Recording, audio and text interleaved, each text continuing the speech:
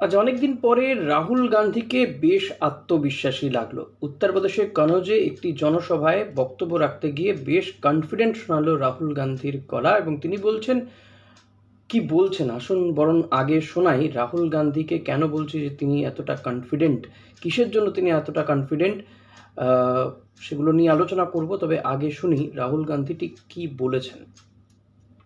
मैं आपको लिख के दे रहा हूं, उत्तर प्रदेश में इंडिया गठबंधन का तूफान आ रहा है।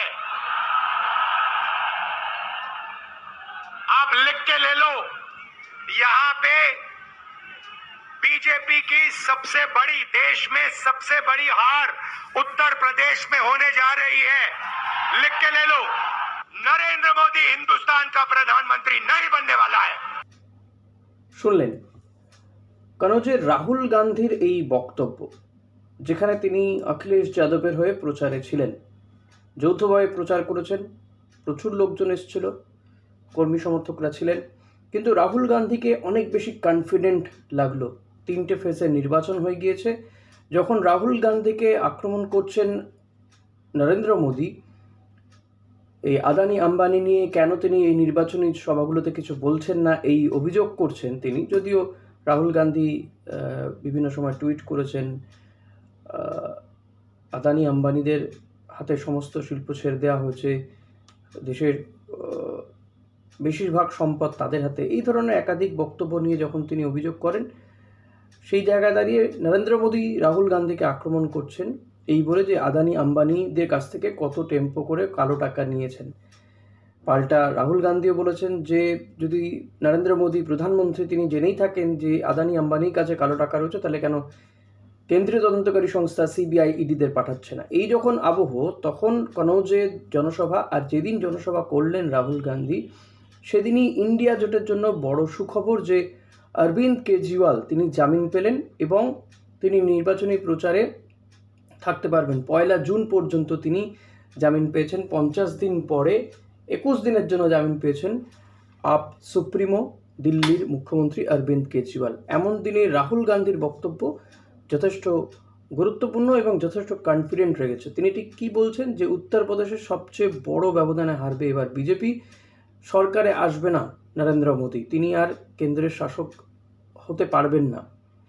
এবার যদি দেখা যায় যে রাহুল গান্ধীর এই বক্তব্য আদৌ কতটা বাস্তবসম্মত, কারণ গতবার যদি দেখি এই কংগ্রেস গতবার উত্তরপ্রদেশে অর্থাৎ 2019 সালে একটি মাত্র আসনে জয়লাভ করেছিলেন, সে তাও সোনিয়া গান্ধী রায়বরেলি কেন্দ্র থেকে জয়লাভ করেছিল।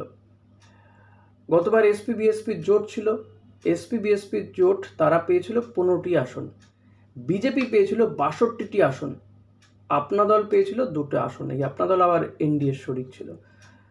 ফলত এই যখন কংগ্রেসের অবস্থা, তখন কংগ্রেস এতটা কনফিডেন্ট হচ্ছে কি করে এবারে। অনেকেই বলছেন থার্ড ফেজের নির্বাচনের পরে পরে দেশের বিভিন্ন প্রান্তে ভোটের হার ভালো নয়, যা খোদ চিন্তায় রাখছে ভারতীয় জনতা পার্টিকে। সেই কারণে ভারতীয় জনতা পার্টির নেতারা তারা উল্টো সুর গাইতে শুরু করেছেন, আর কোথাও গিয়ে ইন্ডিয়া জোটের কনফিডেন্স বাড়ছে। বারবার করে প্রিয়াঙ্কা গান্ধী, রাহুল গান্ধী তারা বলছেন যে বিজেপি বা এনডিএ আর ক্ষমতায় আসবে না, 400 পার তো দূর কথা। যদিও অনেকেই মনে করেন যে এতটাও আশা হত হওয়ার মতো কিছু হয়নি বিজেপির জন্য। বিজেপি ঠিক বড় ব্যবধান নিয়ে, প্রচুর আসন নিয়ে তারাই ক্ষমতায় আসবে, যদিও আজকাল আর খুব বেশি 400 পার এই কথাটা শোনা যাচ্ছে না। আর যদি থার্ড ফেজ পর্যন্ত দেখি, তাহলে উত্তরপ্রদেশে এখনো পর্যন্ত 25টি আসনে ভোট হয়ে গিয়েছে 3টি পর্যায়ে, অর্থাৎ 80টা আসনের মধ্যে 55টি আসনে ভোট এখনও বাকি রয়েছে, অর্থাৎ বেশিরভাগ সংখ্যকই আসনের ভোট বাকি রয়েছে এই ইউপিতে, উত্তরপ্রদেশে। রাজনীতির কথায় বলে যে উত্তরপ্রদেশ যার, দিল্লি তার, কারণ এই উত্তরপ্রদেশ হচ্ছে সবচেয়ে বড়, সবচেয়ে বেশি সাংসদ দিয়ে থাকে, সাংসদকে পাঠিয়ে থাকে লোকসভাতে 80 জন সাংসদ।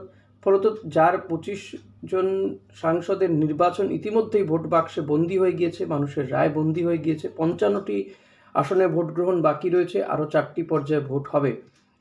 ফলত সেই জায়গায় দাঁড়িয়ে বেশি সংখ্যক আসনের ভোট, অনেকেই মনে করছেন যে রাহুল গান্ধী কোথাও গিয়ে এই মাইন্ড গেমটা খেলতে চাইছেন যে বিজেপি আর ফিরবে না, ফলত তাদেরকে ভোট দিয়ে কি হবে, কংগ্রেস এবং তাদের জোটসঙ্গী এসপিকে ভোট দেওয়া হোক।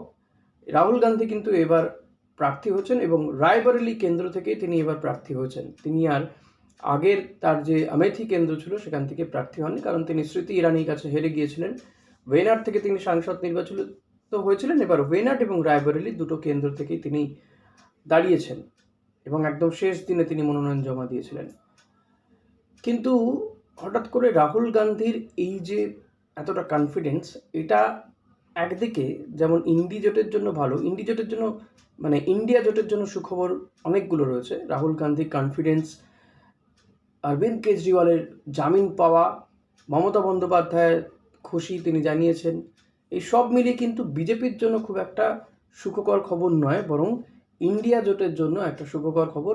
আর এই সমস্ত বিষয়গুলোই গিয়ে কোথাও গিয়ে রাহুল গান্ধীকে কনফিডেন্স দিচ্ছে এবং রাহুল গান্ধী এখানে মাইন্ড গেম খেলতে চাইছেন, সেটাই কিন্তু মনে করছে রাজনৈতিক মহল। এবং আমারও সেটাই মনে হয় যে যেই জায়গাতে 2019 সালে কংগ্রেস দাঁড়িয়েছিল উত্তরপ্রদেশে, আমি বলছি উত্তরপ্রদেশে শুধুমাত্র, সেখান থেকে বিরাট কিছু আসন কংগ্রেস বা এসপি জোট, কংগ্রেস এসপি জোট পেয়ে যাবে এমনটা কিন্তু সম্ভব নয়। ফলত হয়তো আসন পেতে পারে, আগের বারের থেকে বেশি পেতে পারে, কিন্তু একেবারে যেমনভাবে দাবি করছেন রাহুল গান্ধী যে 50টার মতন আসন তারা পেয়ে যাবেন বা তারও বেশি সংখ্যক আসন পেতে পারে, সেটা হওয়া বাস্তবসম্মত নয় বলে মনে হচ্ছে এখন। হ্যাঁ, এটা ঠিক যে জনতা জনার্দন যা মনে করবে সেটাই হবে। ফলত তারা গিয়ে ঠিক কাকে ভোট দিচ্ছেন এবং এই ভোটের হার কম হওয়া, সেটা নিঃসন্দেহে তো শাসক দলকে চিন্তায় রাখছেন। অনেকেই বলছেন যে বিজেপির যারা সমর্থক রয়েছেন তারা ভোট দিতে বেরোচ্ছেন না, কারণ তারাও বুঝে গিয়েছেন যে মন্দির মসজিদ করে কিছু হবে না। আসলে মানুষের পেটে টান পড়ছে, হাতে অর্থ নেই, চাকরি বাকরি নেই, সেই জায়গায় দাঁড়িয়ে তারাও পরিবর্তন চাইছে, এমনটা বিরোধী রাজনৈতিক দলগুলি বলছে। ফলত তাদের প্রচার আরও আগামী দিনে আরও বাড়বে এটা মনে করা হচ্ছে। কিন্তু কেন্দ্রের শাসক দল বিজেপি তারাও কিন্তু ছেড়ে কথা বলার পাত্র নয়, ফলত তারাও আশা রাখছেন না। কিন্তু হ্যাঁ, কোথাও গিয়ে তাদের বডি ল্যাঙ্গুয়েজও বলে দিচ্ছে তারা কিছুটা মুষড়ে পড়ছেন বা তারা অনেকটা মরিয়া হয়ে যাচ্ছেন। কোথাও গিয়ে তারাও বোধহয় আজ পাচ্ছেন যে যা ভোট এখনও পর্যন্ত হয়েছে, 50% দেশে ভোট হয়ে গিয়েছে, সেটা তাদের জন্য খুব একটা সুখকর হচ্ছে না। সে কারণে তাদেরকে অনেক বেশি মরিয়া দেখাচ্ছে এবং সমস্ত অস্ত্রই তার আস্তিন থেকে বার করে ফেলছে।